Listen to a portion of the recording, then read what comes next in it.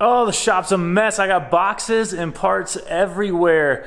So I need to get a little bit more organized. And a lot of you guys have been asking about the next step. And if you want to know what that next step is on anything coming up, you're going to have to hit that subscribe button. So go ahead, give that a click, like this video.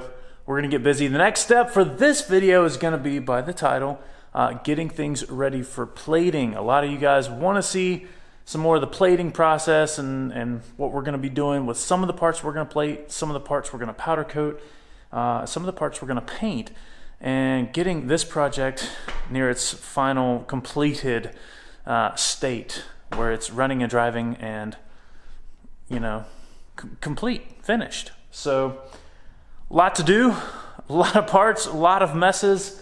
Let's get busy.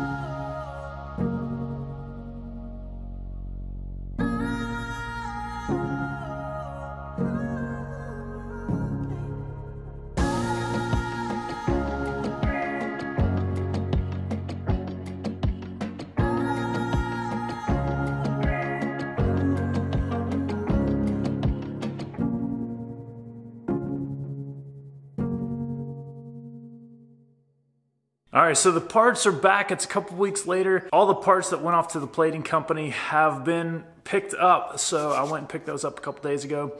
It's been about 3 weeks, so really quick turnaround. Let's go ahead and get them out of the boxes and show you what we're working with.